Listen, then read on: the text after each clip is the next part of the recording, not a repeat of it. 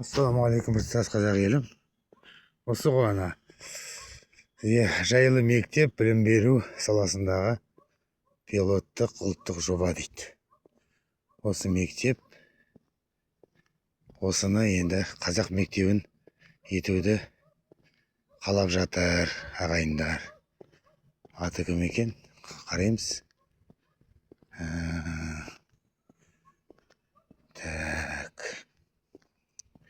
Уалитхан Танашев деп қойғысы келеді осыны ағайындар. Келейік, таратайық.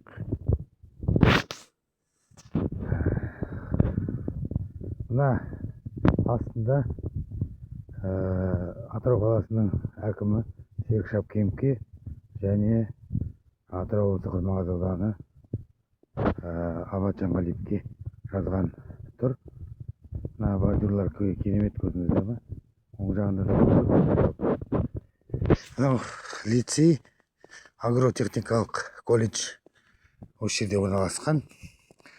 Жақсы орналасқан еді. Мына үйлер кезінде салынды ғой. Сол сияқты бұлар жерде де бір нетпей қалды ма бұл үйлер деген кезінде. Не болды бұл үйлерге де. Халыққа таратылды, таратылғанда бірдемесі істемей қалды ма, су таратылмай қалды ма, су тартылмай қалды ма, бірдеме болды енді. Жалпы осы мектепті қазақ мектебіне еткіміз келеді ағайындар. Көріпсіздер ғой, күшті тренировка сияқты бірдеме салып қойған. Неше екен білмеймін. Ағайындар, мына қол қойылған міне зиялы аталарымыз салып қойды ғой міне. Ахмет Байтұрсынов деген сияқты, Ыбырай Алтынсарин. Олар не керек бізге де? Бізге керегі қазақ мектебі де. Бұл негізі Ломоносов мектебі болады деп жоспарланған. Қазір былай айналып жүрейін дегенім ғой. Мектеп міне тұсап жүрейін. Жақсы мектепті бітуге шамал қалды. Осыған қол қойылды заң жүзінде. Бірақ осыны Серік Шапкенов мырза және де осыған қарасты ағаларымыз орындаса керемет болар еді. Еліміз аман, жұртымыз тыныш болсын, амандықта болайық, Коля Алексеевич. Бұл да менің парақшамда жазылған. Бұл мектеп астында заң қол өтініш жазылған, неше адам бәрі бар. Неде көрсетілген. Мында енді бүткіл қазақ елінен қандай хабарларыңыз бар деген ойда түсіріп жатырмын ғой. Және бұл Атырау облысы Құрманғазы ауданы Ыртиыс ауылы ғой міне. Ыртиыс бар, Самаркин бар, Кәдіркі бар. Бәрі осы жерге оқиды, осы жерде, мына мектепте. Бірақ мына мектепте оққанда бұл орыс болатын болса, біз Уалитхан Танашев қалай 1920 жылы Владимир Ильич Ленинге барып, және Әлімхан Ермеков математик.